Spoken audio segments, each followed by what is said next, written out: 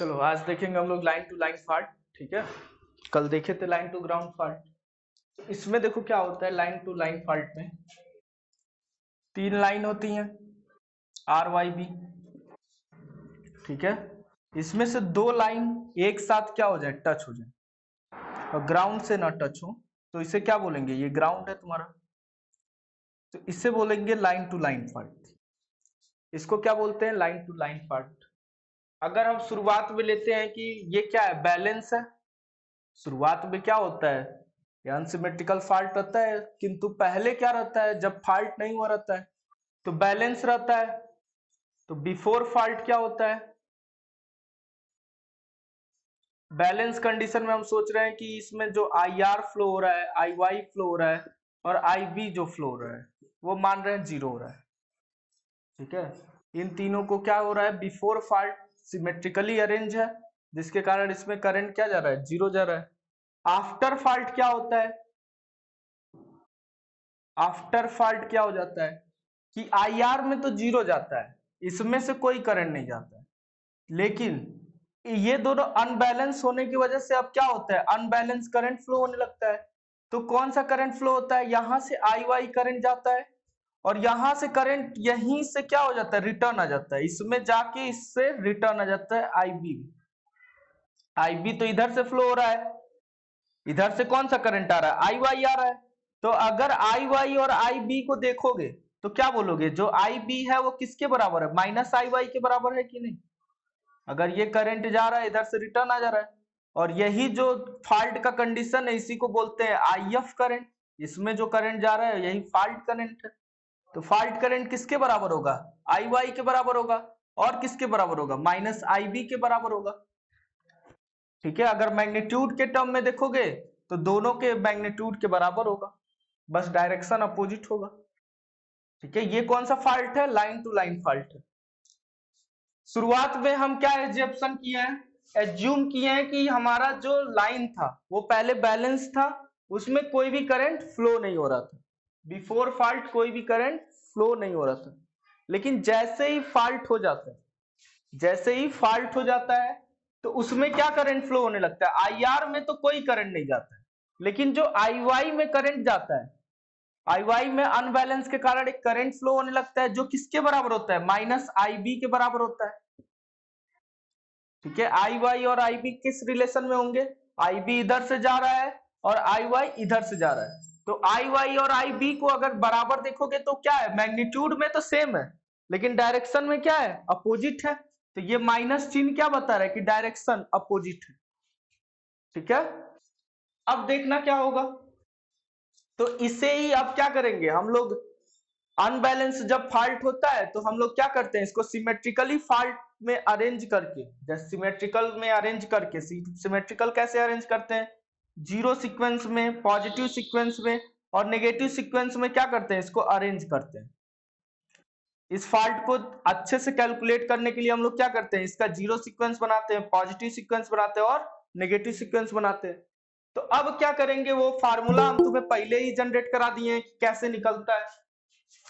ठीक है, कैसे पॉजिटिव सीक्वेंस का आता है, कैसे नेगेटिव सीक्वेंस का आएगा, कैसे जीरो सीक्वेंस का आएगा, तो हम वो फार्मूला तुम्हें पहले ही जनरेट करा दिए हैं।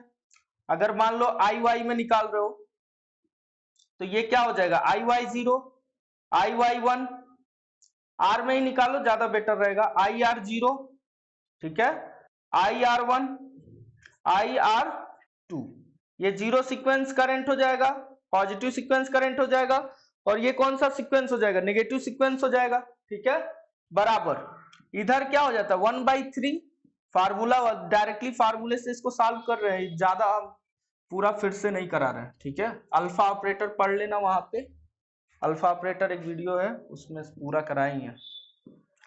Alpha alpha square 1 alpha square alpha, और इधर क्या हो जाता है आई आर, आई वाई और आई बी।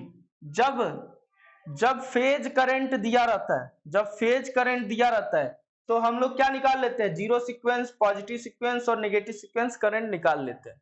अब यहाँ पे क्या रख देंगे, ये जो मान है आफ्टर फॉल्ट वाला उसको रख देंगे, तो हमें क्या मिल जाएगा, जीरो सीक्वेंस करंट मिल जाएगा, पॉजिटिव सीक्वेंस करंट मिल जाएगा और नेगेटिव सीक्वेंस करंट मिल जाएगा। इसी को हम लोग क्या करके अरेंज करके फिर इसका सोल्यूशन निकाल लेंगे। तो देखो यहाँ से क्या निकलेगा, इसका जो रिजल्ट आता है वही जेई के लिए इंपॉर्टेंट होता है। ये सब बस इसमें क्या पता करना है कि दो लाइन क्या हो गया, एक दूसरे से टच हो गया, तो इसे बोलेंगे लाइन टू लाइन फॉल्ट। ठीक है, और क्या इंपॉर्टेंट होता है, ये फार्मूला इंपॉर्टेंट होता है कि zero sequence current, positive sequence current और नेगेटिव सीक्वेंस करंट कैसे निकालेंगे जब फेज करंट दिया रहेगा तब। ठीक है, तो यहां से हम लोग देखते हैं कैसे निकलेगा, यही मान इसमें रख दोगे। जब मान रखोगे तो कैसे आएगा, देखो मैट्रिक्स विधि से आ जाएगा तुरंत। यहां देखो रखो IR0, IR1 और IR2, इधर क्या हो जाएगा 1/3, यहां मान रखते जाओ 1 1 1 1 alpha alpha square 1 alpha square alpha. अब यहां मान रख दो, IR का मान कितना था, 0 था आफ्टर फॉल्ट। IY ही रखो, IB क्या हो जाएगा -IY लिख सकते हो कि नहीं लिख सकते हो IB को, IB किसके बराबर है -IY के। IR शुरुआत में जब फॉल्ट हुआ है उससे पहले एज्यूम किए थे कि क्या IR बराबर 0, IY बराबर 0, IB बराबर 0, और जब फॉल्ट होता है तो क्या करता है, लोएस्ट पाथ को फॉलो करता है, वैसे भी लॉन्गेस्ट पाथ में नहीं जाएगा कोई भी करंट, तो लोएस्ट पाथ में से ही पूरा करंट वापस आ जाता है। ठीक है, इसलिए इसको शुरुआत में भी माने थे 0 और बाद में भी क्या हो जाता है 0 हो जाता है। निग्लिजिबल करंट होता है जिसे हम लोग 0 मान लेते हैं, बहुत कम करंट होता है, ठीक है, जिसको हम लोग 0 लेके चलते हैं। तो यहां पर क्या हो जाएगा फिर, अब यहां पे वैल्यू रखो तो क्या हो जाएगा IR0, IR1 और IR2। फिर यहाँ पे क्या करोगे, यहाँ मान रखोगे, यहाँ सॉल्व करोगे तो क्या होगा 1 से 0 में गुणा करोगे तो 0, ठीक है, फिर 1 का गुणा करोगे IY में तो प्लस IY, फिर 1 का गुणा करोगे -IY में तो -IY। ठीक है,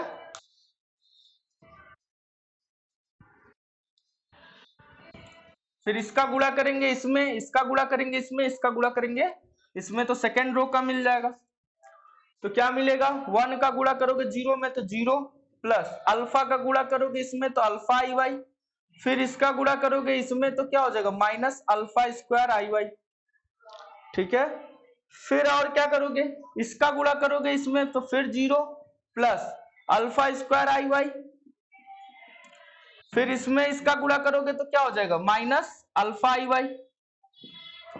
ठीक है, तो अब मान जब रखोगे तो IR0 बराबर क्या हो जाएगा, सीधे सीधे दिख रहा है 0, IR 0 सीक्वेंस का करंट कितना हो जाएगा 0, पॉजिटिव सीक्वेंस का करंट कितना हो जाएगा, ये वाला मान हो जाएगा 1/3, और यहां क्या बचेगा अल्फा IY -α² IY, यही तो बचेगा। दूसरा IR2 निकालोगे तब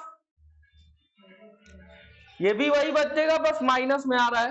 ठीक है, तो IR2 क्या हो जाएगा तुम्हारा 1/3, यहां से मान निकलेगा तो क्या हो जाएगा α² IY -α IY, ये होगा ना। अब देखो IR2 और IR1 लगभग लगभग सेम है, बस क्या है अगर माइनस से इसमें गुणा कर दें तो क्या हो जाएगा, दोनों बराबर हो जाएंगे कि नहीं बराबर हो जाएंगे। तो इसमें जो आता है जीरो सीक्वेंस करंट अब्सेंट रहता है लाइन टू लाइन में, यहां से रिजल्ट मिला, यही रिजल्ट तुम्हें याद रखना है। क्या रिजल्ट याद रखना है, देखो ध्यान से, IR0 बराबर क्या हो जाएगा 0, ठीक है, IR1 बराबर क्या हो जाएगा जो अभी आया है 1/3 अल्फा IY -α² IY, IY दोनों में से कॉमन ले ले रहे हैं, बाहर ले ले रहे हैं। ठीक है, इसका मान कितना हो जाएगा अल्फा -α², पहले निकलवाए थे अभी फिर निकलवा देंगे। ठीक है, IR2 बराबर कितना हो जाएगा 1/3, माइनस लगा दे रहे हैं ताकि दोनों क्या हो जाए सेम हो जाए, अल्फा -α² IY हो जाएगा कि नहीं। अब ये किसके बराबर है -IR1 के बराबर है कि नहीं IR2। अब देखो इसका मान कितना होगा, इसका मान कैसे निकालोगे? अल्फा बराबर क्या होता है? 1 एट एन एंगल 120, ठीक है। तो इसका मान कितना हो जाएगा? 1 cos 120 प्लस जे साइन 120, रेक्टेंगुलर पोलर से रेक्टेंगुलर में चेंज कर दिए हैं। तो इसका मान कितना हो जाएगा? cos 120 का माइनस 1/2 साइन 120 का निकालोगे तो प्लस j√3/2, ये तो होगा। और अल्फा स्क्वायर का मान निकालोगे तो बस यही माइनस आ जाता है, यही क्या हो जाता है? माइनस आ जाता है। लगाओ। तो हम लोग क्या करेंगे? फॉल्ट करंट निकालते हैं। देखो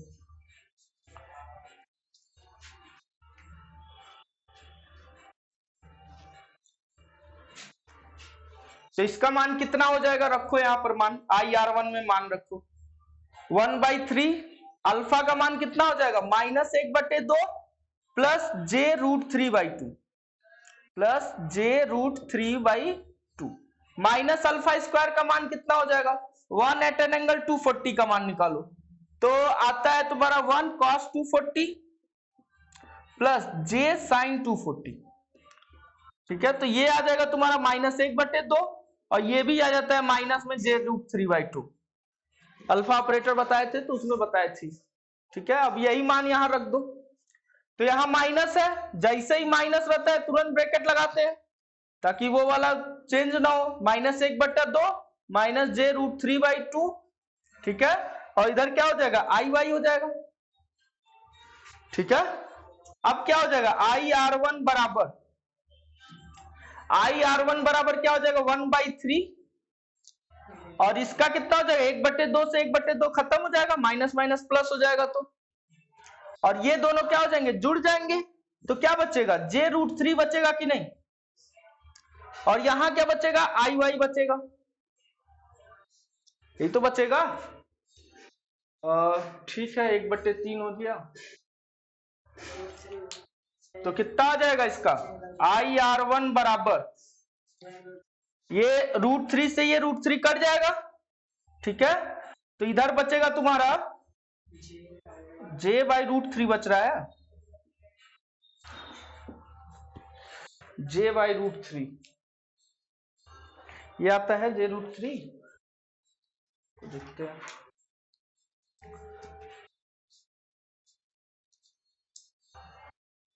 IR1 बराबर IF बराबर क्या होगा? IY ही आएगा, ठीक है। IF बराबर IY। देखो ये √3 से ये 3 कट जाएगा तो बचेगा क्या?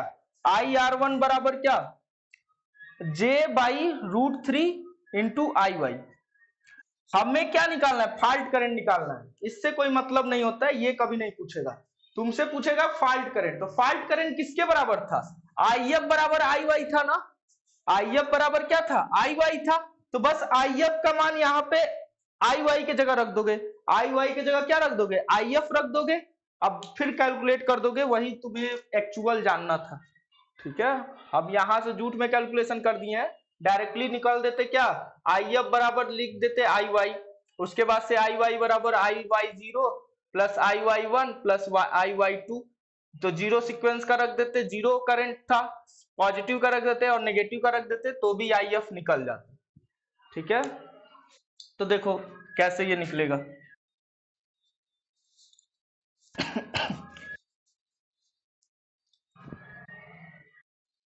यहां पे आ जाओ, IR1 बराबर क्या हो जाएगा? IR1 बराबर आया है तुम्हारा j/√3, ठीक है, और IY यही तो आया है। हम यहाँ क्या रख देंगे? IY के जगह IF रख देंगे, IY के जगह क्या रख देंगे? फॉल्ट करंट, क्योंकि यही फॉल्ट जा रहा है ना इसमें, यहीं पे देखना हमें कौन सा करंट जा रहा है। तो फॉल्ट करंट क्या है? IY के बराबर है, तो यहाँ पे रख दो IR1 बराबर j/√3 और यहाँ पे क्या हो जाएगा? IF हो जाएगा।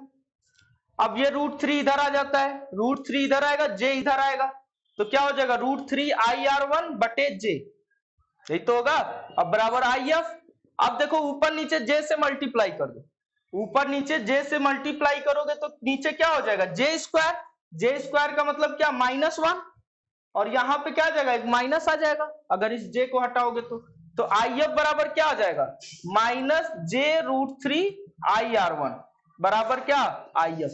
यही निकालना था हमें, ठीक है, इस आई एफ का वैल्यू निकालना था।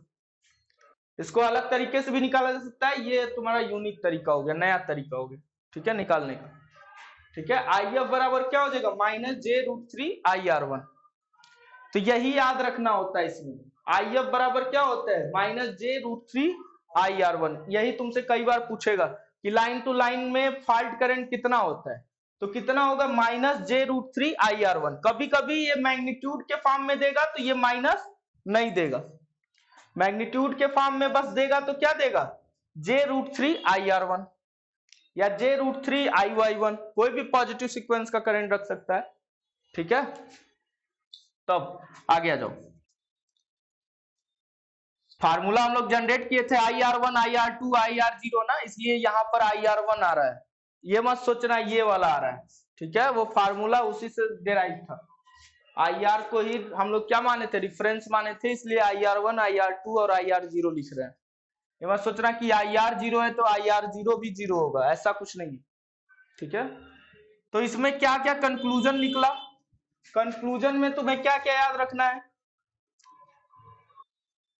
कि ये IY और IB एक दूसरे के क्या होते हैं, बराबर होते हैं किंतु अपोजिट होते हैं।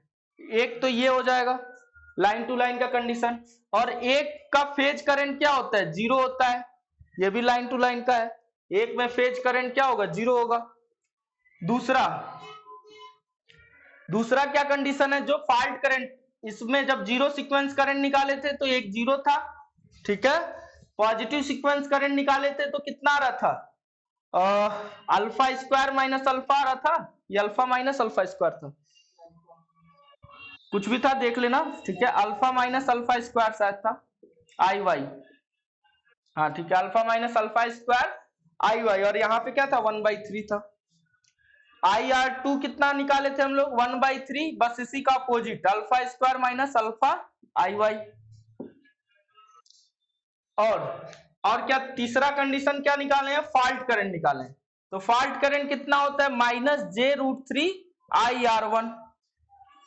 अगर इसी को इसमें लिखोगे IR2 में तो यहाँ माइनस हट जाएगा, IR1 बराबर -IR2 रखोगे तो ये माइनस क्या हो जाएगा, गायब हो जाएगा, j√3 IR2 हो जाएगा। IR1 की जगह क्या रखोगे, -IR2, तो माइनस से माइनस क्या हो जाएगा, प्लस हो जाएगा। ठीक है, तो ये भी एक फार्मूला हो जाता है, j√3 IR1 माइनस का, j√3 IR2 प्लस का। ठीक है, उसके बाद से और कुछ निकाले। अब क्या करोगे, अब इनके बीच का वो निकाल दो, वोल्टेज। तो वोल्टेज देखो कैसे निकलेगा, अगर इनके बीच अगर एक कोई इंपीडेंस इसके बीच का मान रहे हो ZF, तो इसके बीच वोल्टेज डिफरेंस कितना होगा फॉल्ट करंट के बीच, तो उसको देखते हैं। ये तीनों क्या रखना है, याद रखना है कि इसमें क्या होता है, एक फेज का करंट 0 होता है, दो फेज का करंट आपस में बराबर होता है मैग्नीट्यूड, लेकिन अपोजिट डायरेक्शन में होता है। ठीक है, 0 सीक्वेंस का करंट किसमें 0 होता है, तो लाइन टू लाइन में होता है, और पॉजिटिव सीक्वेंस का करंट अगर निकल आएगा कभी तो ये हो जाएगा। ठीक है, नेगेटिव सीक्वेंस करंट ये हो जाएगा। फॉल्ट करंट कितना होगा यही पूछता है, मेन कौन पूछता है, ये फॉल्ट करंट।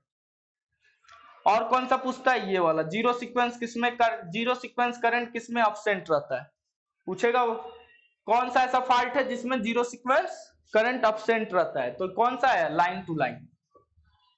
और ये वाला पूछेगा लाइन टू लाइन का फॉल्ट करंट बताओ, तो -j√3 IR1 या j√3 IR2। ठीक है, तो ये तीनों बात तुम्हें क्या करना है, इससे याद रखना है। उसके बाद से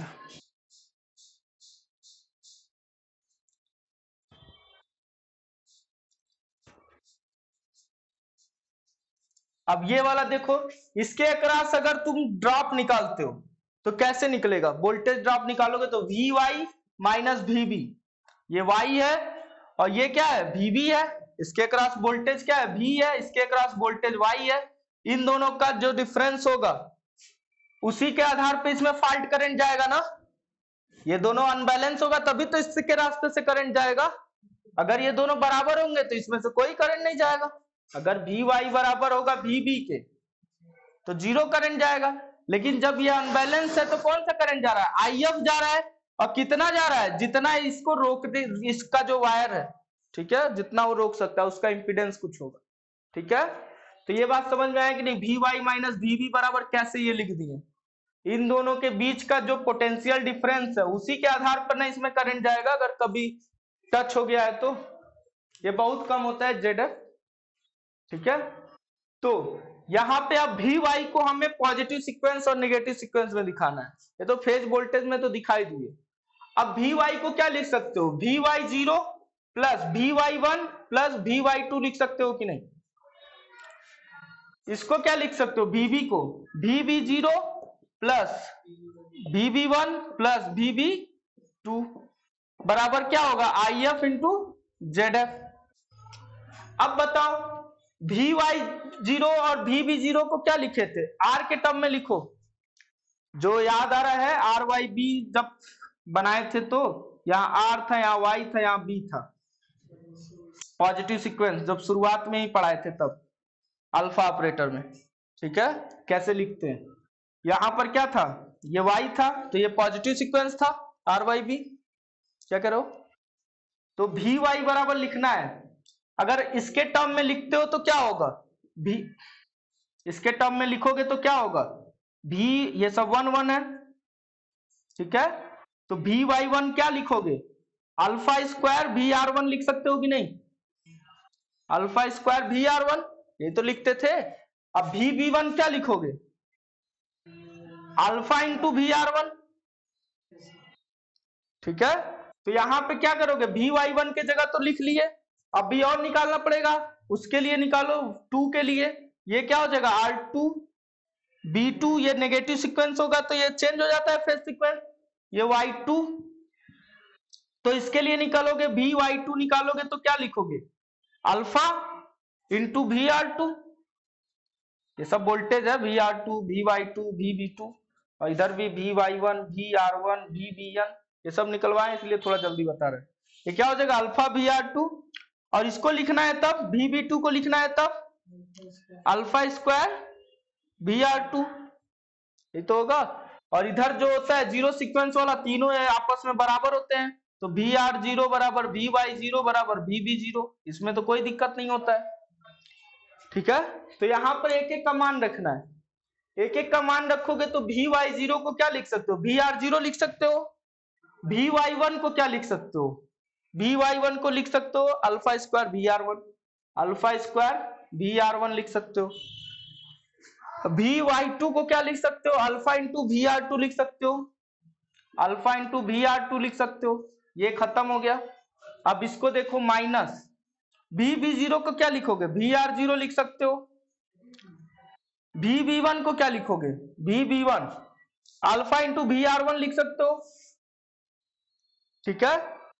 और वी बी टू को क्या लिखोगे, alpha square V R two लिख सकते हो, बराबर ये I F into Z F, बराबर क्या I F into Z F. तो इतना बात समझ में आया कैसे लिखे इसको, अल्फा ऑपरेटर से ही बता दिए कैसे लिखना है, और अल्फा ऑपरेटर पहले बताए थे उसका हर जगह यूज होगा, ये हर जगह बताया नहीं जाता है लेकिन हम बता दिए, थोड़ा सा रिकॉल भी हो जाएगा, ठीक है। डायरेक्टली हम लिखते समझ में नहीं, हमेशा एंटी क्लॉकवाइज, जनरेटर का प्राइम मूवर हमेशा क्या करता है, एंटी क्लॉकवाइज घूमता है। अगर तुम क्लॉकवाइज घुमाओगे तो तुम्हें अपना खुद का किताब लिखना पड़ेगा, क्योंकि सारा चीज किस पे स्टैंडर्ड किस पे डिसाइड किया गया, एंटी क्लॉकवाइज की। कर सकते हो क्लॉकवाइज कर सकते हो, लेकिन फिर किसी से मैच, किसी बुक से मैच नहीं करेगा, तब सब कुछ क्या हो जाएगा, अलग हो जाएगा। अब देखो क्या करेंगे, वी आर जीरो और वी आर जीरो आपस में खत्म हो गए क्योंकि दोनों बराबर थे, अल्फा स्क्वायर माइनस अल्फा, ये क्या हो जाएगा वी आर वन हो जाएगा, फिर इसमें क्या हो जाएगा plus alpha minus alpha square V R two हो जाएगा, बराबर क्या हो जाएगा I F into Z F. इसका मान कितना होगा, इसका मान कितना हो जाएगा,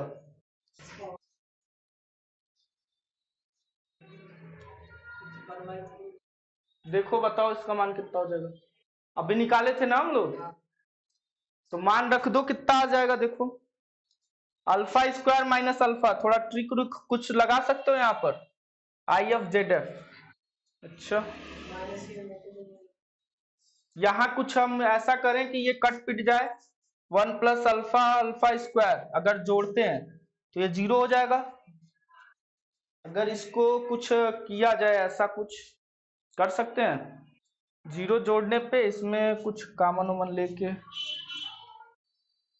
नहीं तो देखो कैसे काटोगे।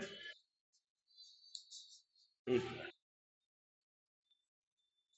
चलो देखो यहाँ पर अल्फा स्क्वायर माइनस अल्फा का मान यहाँ पे पुट करते हैं, ठीक है, और वहां पे क्या रख देंगे, आई एफ का मान पुट कर देंगे, तो हो सकता है कट जाए। देखो काटते हैं, तो देखो यहाँ पर क्या होगा, अल्फा स्क्वायर माइनस अल्फा, तो यह है क्या, अल्फा स्क्वायर माइनस अल्फा क्या होगा,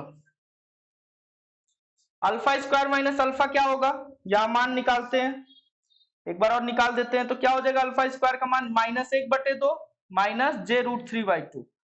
फिर इसका मान निकाले थे तो क्या आया था, -1/2 प्लस j√3/2।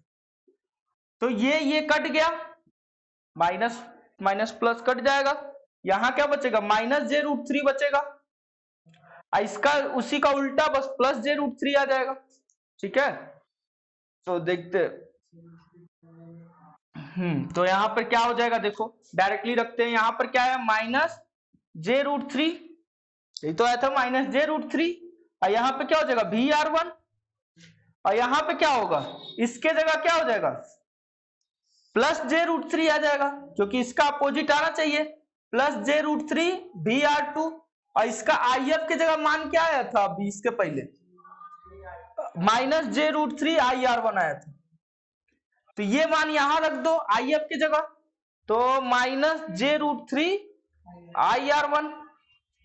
अब सब में j√3 है, तो क्या कर देंगे, j√3 और j√3, ये क्या हो जाएगा, कट जाएगा आपस में, बचेगा क्या, यहाँ पर -VR1 बचेगा प्लस VR2 बचेगा, बराबर इधर क्या बचेगा, -IR1 और ZF भी था, -IR1 इंटू ZF।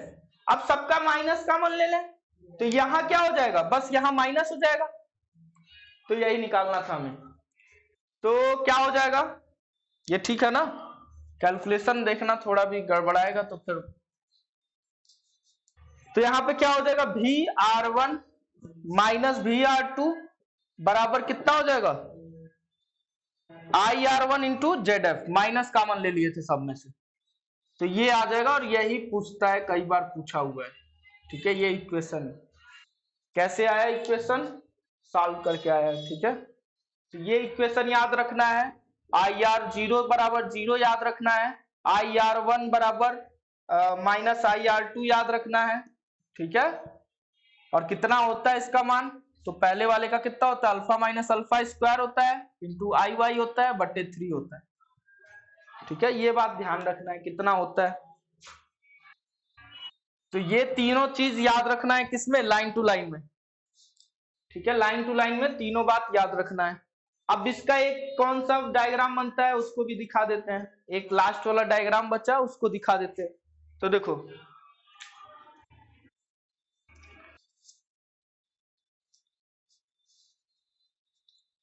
एक डायग्राम बनता है, उसको भी खत्म करके फिर ये क्या हो जाएगा, लाइन टू लाइन में 3-4 पॉइंट याद रखना है, तो इसी का यूज करेंगे हम लोग, इन्हीं सब का यूज करेंगे। IR1 बराबर क्या था, -IR2 था, तो बताए थे पॉजिटिव नेगेटिव और जीरो सीक्वेंस बनाने के लिए, तो कैसे बताए थे, ऐसे बताए थे ना, ये पॉजिटिव सीक्वेंस होता है जनरेटर के लिए, नेगेटिव ये IR1 होता है अगर पॉजिटिव सीक्वेंस है तो, और ये इजी होता है। नेगेटिव सीक्वेंस में क्या बताए थे कि यहाँ पर ये शॉर्ट हो जाता है, जनरेटिंग नहीं करता है, बस रिएक्टेंस रह जाता है और ये IR2 हो जाता है। और यहाँ पर जीरो सीक्वेंस तो एब्सेंट है, IR0 क्या है, जीरो है, यानी ये क्या है, जीरो सीक्वेंस एब्सेंट है, रहता तो रिएक्टेंस है, लेकिन जब IR बराबर 0 है तो इसका कोई मतलब निकलेगा, कोई ड्रॉप ही नहीं होगा, तो ये यहाँ पर क्या हो जाता है, खत्म हो जाता है लाइन टू लाइन में, और इन्हीं दोनों को क्या करते हैं, यूज करते हैं। तो अब देखो यहां पर क्या करोगे, वहां तो सीरीज में कनेक्ट कर दिए थे, यहां भी सीरीज में कनेक्ट करना है, क्योंकि दोनों करंट क्या है, मैग्नीट्यूड में तो सेम है, सीरीज में ही तो मैग्नीट्यूड करंट सेम होता है।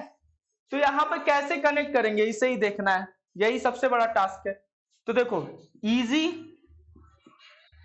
ठीक है, इसके साथ लगा दो ये क्या, रिएक्टेंस इसका X1, ठीक है। अब यहां से पकड़ो और यहां पर क्या कर दो, रिएक्टेंस लगा दो X2 को, और यहां पर बीच में भी क्या है, फॉल्ट आ रहा था कि नहीं, फॉल्ट इंपीडेंस, ये लगा दो ZF। अब देखो यहां से करंट जाएगा IR1, और एक करंट इधर से आएगा, कौन सा, IR2। अब देखो IR1 इधर से गया और IR2 को क्या कर दिया, IR2 को वो कर दिया ना अपोजिट डायरेक्शन में, ठीक है। तो इसको बोलते हैं क्या, equivalent circuit of line to line. अब इसमें जो वोल्टेज होगा इसके अक्रॉस वो VR1 होगा, इसके अक्रॉस जो वोल्टेज होगा VR2 होगा। इन दोनों में आप KVL लगाओगे तो फिर यही आएगा, ये VR1 माइनस VR2 बराबर क्या, IR1 इंटू ZF। देखो इसमें कौन सा करंट फ्लो हो रहा है, IR1 ही तो फ्लो हो रहा है। अगर मान लो KVL लगाते हो, ये टोटल वोल्टेज ले लिए, बस इसका अक्रॉस पूरा वोल्टेज ले लिए क्या, VR1, इसके अक्रॉस ले लिए VR1, ठीक है, इसके अक्रॉस VR1 ले लिए, इधर से IR जा रहा है IR1, इसको ZF बोल रहे हो, इसके अक्रॉस जो वोल्टेज लिए। अब देखो वोल्टेज जब लोगे तो इसके क्या करना पड़ेगा, अपोजिट लेना पड़ेगा, ठीक है, यानी इधर से करंट आना पड़ेगा तुम्हें, ताकि ये क्या करो, IR2 इधर से भेजे, ठीक है। इसको क्या बोलोगे, VR2 बोलोगे। अब इसमें लगाओ KVL, देखो ये वाला इक्वेशन मिलना चाहिए, ठीक है। तो क्या हो जाएगा, अगर सेकंड सेकंड पोलैरिटी लिखते हो तब, तो VR1 प्लस का अगर लिख रहे हो तो इसमें क्या हो जाएगा, इसमें प्लस माइनस, तो सेकंड पोलैरिटी क्या हो जाएगा, minus IF into ZF, IF नहीं होगा यहाँ पे, IR1 इंटू ZF, ठीक है। और क्या होगा, माइनस इसके अक्रॉस क्या लिखोगे, माइनस VR2 लिखोगे, बराबर 0, यही तो होगा। अब इसको क्या कर दिए, माइनस वाले को उधर भेजोगे तो ये क्या हो जाएगा, उधर जाके प्लस हो जाएगा, IR1 इंटू ZF, और यही तो इक्वेशन हमें पता करना था, ठीक है। तो इसका क्या है, equivalent circuit of line to line diagram, equivalent circuit of, equivalent circuit of line to line diagram. तो ये डायग्राम भी दे के तुमसे पूछ सकता है ये कौन से फॉल्ट का है, तो बताना पड़ेगा कौन से फॉल्ट का है, लाइन टू लाइन। थोड़ा सा टिपिकल टॉपिक चल रहा है, लेकिन एक दो बार देखोगे तो क्या हो जाएगा, समझ में आ जाएगा क्या चल रहा है, ठीक है। अब नोट्स बनाओगे तब भी क्लियर हो जाएगा। तो ये खत्म हो गया, इस पे क्वेश्चन कैसे बनता है उसको दिखा देते हैं, फिर ये क्या हो जाएगा, खत्म हो जाएगा।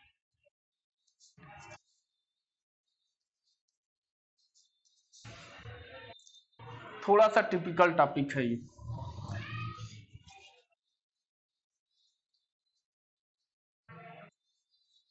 KVL से अगर ध्यान आता है, KVL से खेलने आता है तो फिर कोई दिक्कत नहीं।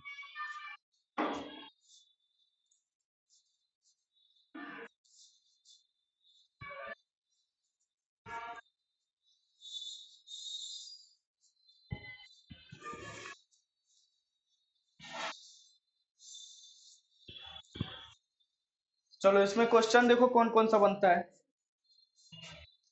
एक बार और कंक्लूजन लिख दें, क्या क्या याद रखना है लाइन टू लाइन में, लाइन टू लाइन में क्या क्या याद रखना है। पहला पॉइंट कि इसमें जीरो सीक्वेंस करंट क्या रहता है, अब्सेंट रहता है। सीधे सीधे क्वेश्चन पूछेगा कि किसमें जीरो सीक्वेंस अब्सेंट रहता है, तो लाइन टू लाइन में। पॉजिटिव सीक्वेंस और नेगेटिव सीक्वेंस करंट आपस में किसमें अपोजिट डायरेक्शन में होते हैं, तो लाइन टू लाइन में, ठीक है। इसका मान कितना होता है, तो alpha minus alpha square 1/3 IY, ठीक है। फिर IF का मान कितना होता है, तो -J√3 IR1। इस पे बहुत क्वेश्चन पूछता है, इस वाले फार्मूले पे सीधे सीधे ये इस वाले फार्मूले पूछेगा लाइन टू लाइन में। फिर ये लास्ट वाला एक फार्मूला जनरेट किया हम लोग, V R one minus V R two बराबर क्या, I F into Z F, I R one into Z F. ये फार्मूला तुम्हें याद रखना हमेशा। उसके बाद ठीक है, पूछता है किसमें एक फेज करंट जीरो होता है और दो फेज करंट आपस में अपोजिट डायरेक्शन बराबर होते हैं, तो इसी से तुम बता सकते हो ऐसे भी, लेकिन ये दोनों और फेज करंट में बहुत अंतर होता है। ठीक है, और सर्किट देखे ही थे कैसा था, इधर से इजी था, इधर से इजी था, ठीक है, इधर से तुम्हारा रिएक्टेंस था, यहाँ जेडएफ था, और यहां पर क्या था, एक रिएक्टेंस था, और इधर से करंट आ रहा था, और एक इधर से करंट जा रहा था। ये तुम्हारा इसका डायग्राम था। इसी एक पेज में से ही तुम्हारा पूरा जेई का क्वेश्चन लग जाएगा। ठीक है, पीछे क्या पढ़े हो उससे कोई मतलब नहीं है, इस पेज से ही क्या लग जाएगा, पूरा का पूरा क्वेश्चन लग जाएगा। इतना भी याद है तो पूरा काम हो जाएगा। ठीक है, अब आगे देखते हैं क्वेश्चन कैसा कैसा है। तो पहला क्वेश्चन देखो क्या दिया है। अच्छा, इसमें एक और इसका भी एक फार्मूला बनाना होगा, तो क्या कर दोगे, आई आर वन बराबर क्या हो जाएगा, इजी टोटल वोल्टेज बटे टोटल रिएक्टेंस जेड एफ। ये भी एक फार्मूला बन सकता है यहां से सर्किट से, कभी ऐसा भी दिया रहे तो हो जाएगा। ठीक है, आई आर टू यहां से पूछे तो कितना हो जाएगा, माइनस आई आर टू के बराबर। ठीक है, आई आर टू अगर पूछेगा तो क्या कर दोगे, इसमें माइनस लगा दोगे। ठीक है, जीरो सीक्वेंस करंट कितना होता है इसमें, जीरो होता है, एब्सेंट होता है, तो यहां से सारा कुछ निकल जाएगा। एक फार्मूला ये भी छूटा था, इसको भी कर लो। इसमें x1 क्या है, positive sequence reactance, negative sequence reactance, और ये फाल्ट का इंपीडेंस। ठीक है, बाकी कुछ नहीं है। तो ये पूरा खत्म हो गया लाइन टू लाइन। अब इसमें क्वेश्चन कैसे आएगा, कहेगा कि line to line fault current है, देखो क्वेश्चन भी लिख रहा है। क्वेश्चन कैसे आएगा, फॉल्ट करंट कितना दिया है, 3√3, फॉल्ट करंट दिया है 3√3, फॉल्ट करंट दिया है 3√3, तो पूछ रहा है पॉजिटिव सीक्वेंस करंट और नेगेटिव सीक्वेंस करंट बताओ, पॉजिटिव सीक्वेंस करंट और नेगेटिव सीक्वेंस करंट बताओ। तो क्या करोगे, फॉल्ट वाला फार्मूला रखो, आई एफ बराबर क्या, -j√3 आई आर वन। ठीक है, अब यहां क्या हो जाएगा, आई एफ बराबर 3√3, और इधर क्या हो जाएगा, -j√3 आई आर वन। तो ये √3 से क्या हो जाएगा, √3 खत्म, इधर -j आएगा, यानी क्या हो जाएगा, +j हो जाएगा। आई आर वन बराबर क्या, 3 पर यूनिट सीधे सीधे दे देना, j को क्या कर देना, मैग्नीट्यूड में हटा देना। ठीक है, j क्या बताता है, एंगल को बताता है, फेज को बताता है, तो यहां पर अगर रखना भी जाते हो तो 3j पर यूनिट हो जाएगा, इधर ले आओगे तब हो जाएगा, हो जाएगा कि नहीं, ये सीधे सीधे √3, और मैग्नीट्यूड में ही तुमसे क्वेश्चन आएगा तो 3 पर यूनिट आंसर हो जाएगा। ठीक है, और एक क्वेश्चन कैसे आता है, कह रहा है कि किस फॉल्ट करंट में जीरो सीक्वेंस एब्सेंट होता है, तो सीधे सीधे बता दोगे लाइन टू लाइन में, 4 ऑप्शन दिया रहेगा, line to ground, line to line, double LG, ठीक है, ट्रिपल एलजी, तो क्या बता दोगे, लाइन टू लाइन। तो ऐसे क्वेश्चन आएगा, ये वाला क्वेश्चन ज्यादा इंपॉर्टेंट है एसएससी जेईई के लिए। फॉल्ट करंट दिया रहेगा, पॉजिटिव सीक्वेंस करंट पूछ देगा और नेगेटिव सीक्वेंस करंट पूछ देगा। तो इतना बात अगर लिखना हो तो लिख लो जल्दी से, फिर आगे चलते हैं। डबल एलजी भी आज ही खत्म कर लेते हैं, इतना टाइम अभी 10 मिनट भी रहेगा तो भी खत्म हो जाएगा। डबल एलजी में जो जो इंपॉर्टेंट है उसे उसे ही बताएंगे।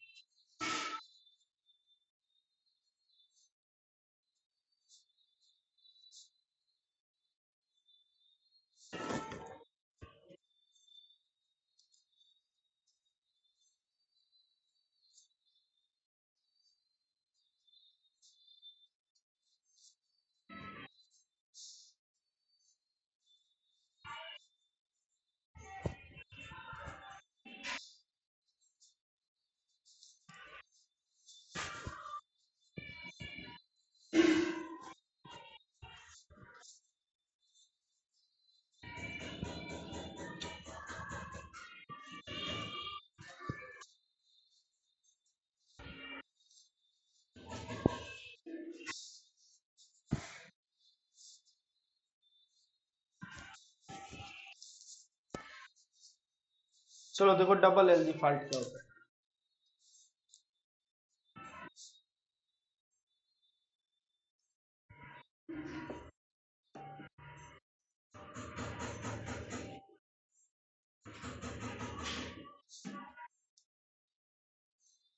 ठीक है, double LG fault.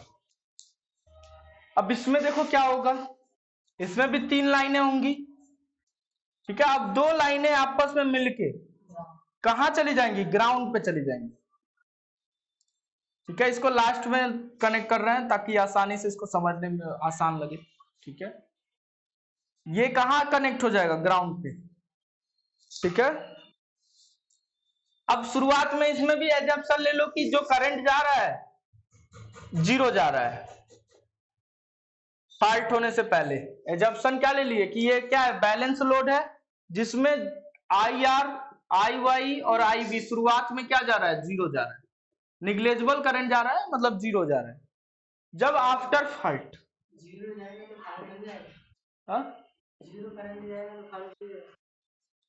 Balance condition में मान लो दोनों बैलेंस है, VA और VA दोनों बैलेंस है, तो इन दोनों के बीच कोई करंट जाएगा, नहीं जाएगा। तो वही बात कर रहे हैं। ठीक है, बैलेंस पे नहीं जाता। तो एजम्पशन लिए हैं, वैसे तो जाएगा, बहुत मिनिमम करंट जाएगा। ठीक है, अब देखो आफ्टर फॉल्ट क्या होगा। आफ्टर फॉल्ट ये करंट जाएगा, ये करंट जाएगा, किसमें से, इसी में से होके जाएगा। ठीक है, तो आई वाई करंट जाएगा और आई बी करंट जाएगा, लेकिन आई आर करंट अभी भी क्या है, 0 है।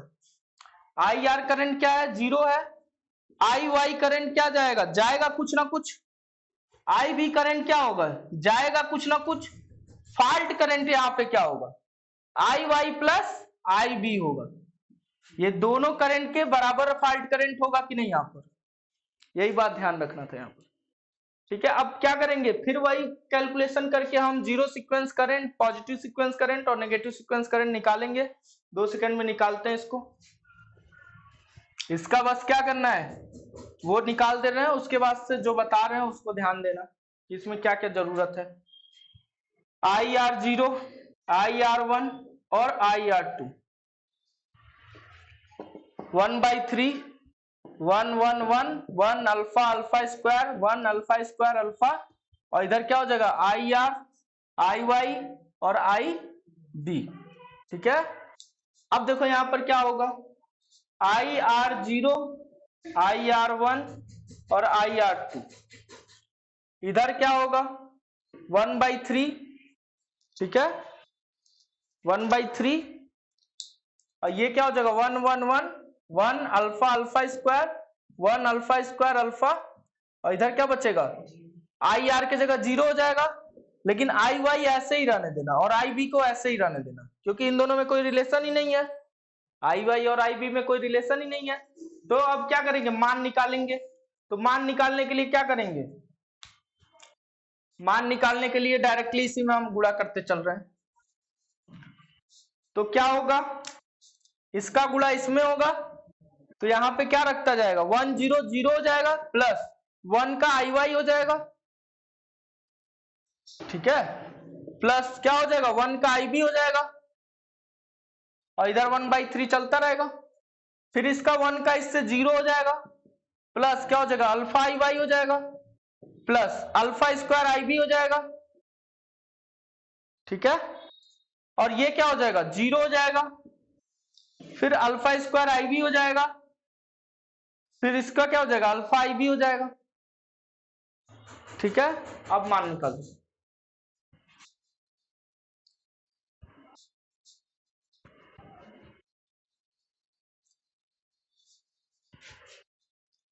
तो यहां पे रखोगे तो क्या हो जाएगा, IR0 बराबर क्या हो जाएगा, 1/3 आई वाई प्लस आई बी हो जाएगा।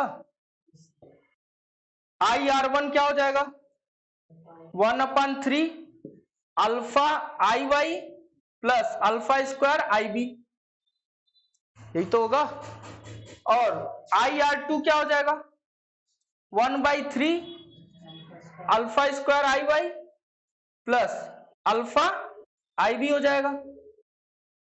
ठीक है, तीनों को अब जोड़ोगे, तीनों को जोड़ो, देखो क्या आता है। यही जो तीनों को जोड़ रहे हो ना, यही तुम्हारा एक रिजल्ट निकलेगा। रिजल्ट को ही याद रखना कि जब तीनों सीक्वेंस करंट को जोड़ते हैं तो क्या आता है। देखो IR0 plus IR1 plus IR2, तीनों को अगर जोड़ते हैं तो किसके बराबर होता है, वो रिजल्ट पहले नहीं लिखते हैं। यहां पर आ जाएगा क्या 1/3, तीनों में कॉमन है कि नहीं, डायरेक्टली जोड़ना है। यहां आई वाई हो जाएगा प्लस आई वाई को एक साथ लिख ले रहा है, अल्फा आई वाई हो जाएगा प्लस अल्फा स्क्वायर आई वाई हो जाएगा कि नहीं, तीनों एक साथ लिख रहे हैं। और IR1 तीनों एक साथ जोड़ दिए हैं तो तीनों को एक साथ लिख ही दे रहा है। तो IB बचेगा, अल्फा स्क्वायर IB बचेगा प्लस अल्फा बचेगा। तो क्या बचेगा, पहले IB प्लस इसमें क्या होगा अल्फा स्क्वायर IB और प्लस क्या हो जाएगा अल्फा IB हो जाएगा। यही तो तीनों को जोड़ने पे होगा। तो इधर बचेगा क्या 1/3, आई वाई सब में कॉमन है तो क्या हो जाएगा 1 प्लस अल्फा स्क्वायर, इसमें क्या हो जाएगा plus IB 1 plus alpha square. ये कितना हो जाएगा 1/3, इसका मान कितना बताए थे 0, इसका मान भी कितना हो जाएगा 0, यानी आई वाई गुणे 0 प्लस IB इंटू 0। तो ये टोटल 0, ये टोटल 0, यानी ओवरऑल कितना हो जाएगा। सबको जोड़ने पे, तीनों सीक्वेंस करंट को जोड़ने पे क्या आता है 0 आता है। किसमें, डबल LG फॉल्ट में। किसमें, डबल LG फॉल्ट में तीनों सीक्वेंस करंट जोड़ने पर क्या आता है 0 आता है। तो ये तुम्हें याद रखना है, यही तुमसे पूछा जाएगा कि किस फॉल्ट में तीनों सीक्वेंस करंट को जोड़ने पर 0 आता है। तो बताओगे क्या, डबल LG। कैसे आया, तो उसी फार्मूले से आया है जो पहले हम लोग अल्फा ऑपरेटर पढ़े थे। बिना अल्फा ऑपरेटर पढ़े ये सब क्वेश्चन नहीं हो पाएगा। ठीक है, समझ में आया। इसका क्या क्या रिजल्ट याद रखना है, इसमें तीनों सीक्वेंस वोल्टेज बराबर होते हैं और तीनों सीक्वेंस करंट को जोड़ने पर 0 आता है। ये दो चीज तुम्हें को याद रखना है, इन्हीं दोनों से क्या हो जाएगा डबल LG का क्वेश्चन लग जाएगा। और इसका रिएक्टेंस डायग्राम भी बना ही देते हैं। ठीक है, इक्विवेलेंट सर्किट जो है,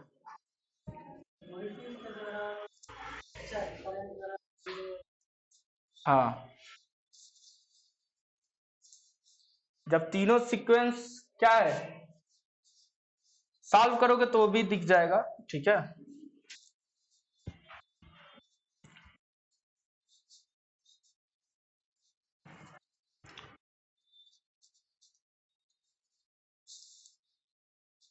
और क्या इसमें याद रखना है, ये पहला पॉइंट इसमें याद रखना है कि IR0 plus IR1 plus IR2, ये बाकी दोनों में कुछ ऐसा नहीं था। इन तीनों को जोड़ने पे क्या आता है 0 आता है। ठीक है, दूसरा पॉइंट क्या याद रखना है इसमें कि जो इसका जीरो सीक्वेंस वोल्टेज होता है वो तीनों आपस में क्या होते हैं, बराबर होते हैं। ये बात ध्यान रखना, तीनों सीक्वेंस वोल्टेज क्या होते हैं, बराबर होते हैं। तो इसको R ही ले लो, सब जगह R लिए हो तो ये मत लो। ठीक है, समझ में आया, तीनों सीक्वेंस करंट क्या होते हैं, बराबर होते हैं। अब इसका एक इक्विवेलेंट डायग्राम देख लो। ठीक है,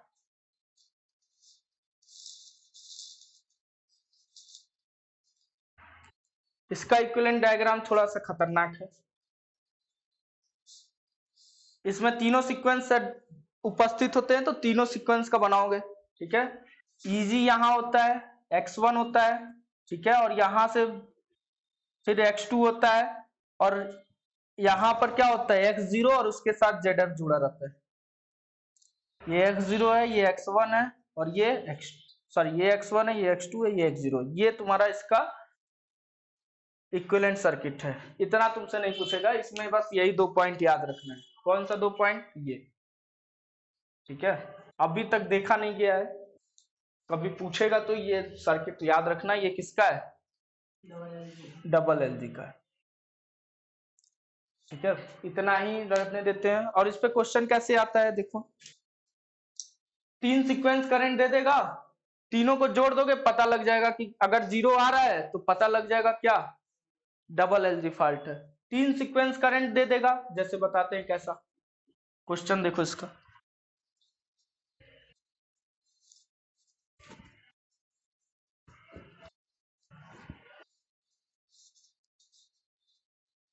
इसका पूरा डेरिवेशन होता है, कैसे आया है वो जरूरत नहीं है, ठीक है। ज्यादा वो गेट एसी में देखा जाता है कैसे डेरिवेशन होता है, जेई के लिए उतना इंपॉर्टेंट नहीं है, बस वही 2 पॉइंट इंपॉर्टेंट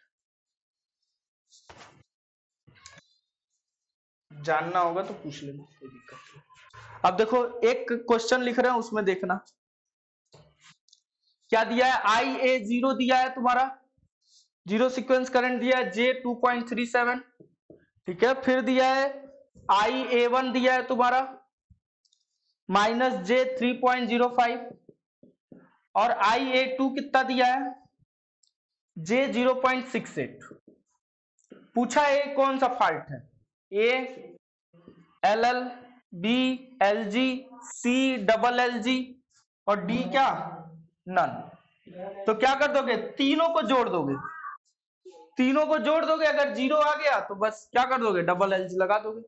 जोड़ने पे आ ही जाएगा, 2.37 और 68 जोड़ोगे 3.05 होगा, और ये माइनस क्या हो जाएगा, खत्म हो जाएगा, ठीक है। ऐसे करके क्वेश्चन आएगा इसमें, 3 सीक्वेंस करंट दे देगा और तीनों को जोड़ने पे अगर जीरो आ रहा है तो डबल एल जी। अगर यही दे देता है, एक का सीक्वेंस जीरो दे देता है, ठीक है, एक का जीरो दे देता है और ये भी दे देता है इसके बराबर जे 3.05, तो ये कौन सा हो जाता, लाइन टू लाइन फॉल्ट हो जाता। ये कौन सा हो जाता, लाइन टू लाइन फॉल्ट हो जाता है, ये वाला क्वेश्चन, ठीक है। अगर बस दे देता पहला वाला क्या था, हाँ, अगर तीनों बराबर दे दिया, अगर ये तीनों बराबर दे दिया होता तो कौन सा हो जाता, एलजी फॉल्ट हो जाता, ठीक है। तो इतना बात तुम्हें याद रखना है इस फॉल्ट से। चलो अब एक पेज पे पूरा बता देते हैं तीनों फॉल्ट को एक साथ, ठीक है, उसको याद रखना।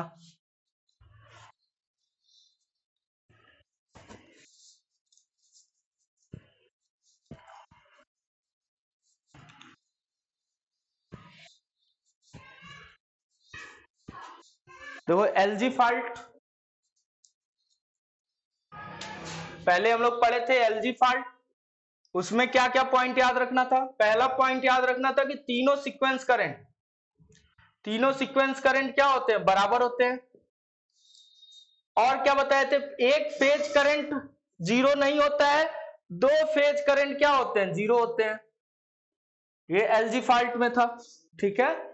दूसरा इसमें क्या पॉइंट बताए थे, वोल्टेज के रिस्पेक्ट में क्या बताए थे, इसमें जो तुम्हारा आई एफ आता है वो कितना आता है, 3IR0 आता है, या 3IR1 आता है, या 3IR2 आता है, तीनों लिख सकते हो, 3IR1 लिख दो, 3IR2 लिख दो, ठीक है।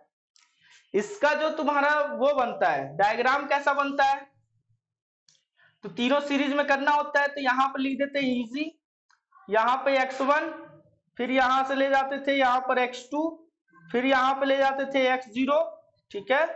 वैसे नॉर्मली भी बना सकते हो, कोई दिक्कत, यहाँ ZF। IR1 निकालना होता था तो कैसे निकालते थे, इसमें से करंट IR1 जा रहा था तो बोलते थे इजी बटे सबको जोड़ दो, x1 plus x2 plus x0 plus, ये बोलते थे 3ZF रखना है, क्योंकि फॉल्ट करंट इसमें जाएगा ना। अब फॉल्ट करंट किसके बराबर होता है, 3 गुने के बराबर होता है, तो इंपीडेंस को कितना रख देते थे, 3ZF रखते थे। तो इतना बात इसमें याद रखना था, ठीक है। और कोई बात इसमें, ठीक है। उसके बाद से अगला लाइन टू लाइन फॉल्ट में क्या देखे थे हम लोग, इसमें देखे थे कि जीरो सीक्वेंस करंट क्या होता है, जीरो होता है, और पॉजिटिव और नेगेटिव सीक्वेंस बराबर होते हैं लेकिन एक दूसरे के अपोजिट डायरेक्शन में होते हैं, ठीक है। और कुछ बताए थे इसमें, फॉल्ट करंट कितना होता है, -j√3IR1। ये एकदम जबान पे होना चाहिए, आएगा अगर तुमसे कठिन क्वेश्चन बनाएगा तो इसी से बनाएगा, ठीक है, क्योंकि ये याद नहीं होता है। और क्या बताए थे, VR1 माइनस VR2 बराबर कितना होता है, IF इंटू IF नहीं, IR1 इंटू ZF। IF रखोगे तो फिर J वाला टर्म आ जाएगा, ठीक है, IR1 इंटू ZF, ये दोनों बात याद रखना था। और बाद में इसका जब सर्किट बनाए थे वो कैसा था, इजी, ठीक है, यहां माइनस प्लस x1, यहां ZF था, और यहां पे क्या था, x2 था, ये x1 था, और ऐसे कनेक्ट था, और इधर से क्या था, IR2 आ रहा था, मतलब इसमें जो वोल्टेज ड्रॉप होगा इधर से होगा, ठीक है, इसके अपोजिट। उसके बाद से जब सॉल्व किए थे तो इसको कैसे सॉल्व किए थे, IR1 बराबर क्या, EG बटे x1 plus x2 plus ZF, बस ZF यहाँ होता है, 3 मत कर देना, यहाँ 3 ZF होता है, वहां बस ZF होता है, ठीक है। अब अगला, अभी जो बताया डबल एल जी फॉल्ट, डबल एल जी फॉल्ट क्या होता है, इसमें कौन कौन से बराबर होते हैं, तीनों सीक्वेंस करंट को जोड़ने पर, IR0, IR1 और IR2 तीनों सीक्वेंस करंट को जोड़ने पर क्या होता है, 0 होता है, और सभी सीक्वेंस वोल्टेज क्या होते हैं, आपस में बराबर होते हैं, ये बात याद रखना, ठीक है। इसका सर्किट थोड़ा सा कठिन था लेकिन बना लो, ये इजी था, इसका x1 था, ये x2 था, x0 कहां पे था, यहां पर था, और यहां पे ZF था। 3 ZF होता है कि सिंगल ZF होता है, रुको, ये 3 ZF होता है, ठीक है, x2 था, और ये x0 3 ZF, जहां x0 रहेगा वहां 3 ZF आ जाते हैं, यहाँ x0 था इसलिए 3 ZF, तो ये बात तुम्हें याद रखना है, बस इतना ही बात याद रखोगे, जेई का एक भी क्वेश्चन रुकेगा नहीं, ठीक है। चलो आज के लिए रहने देते हैं इतना ही।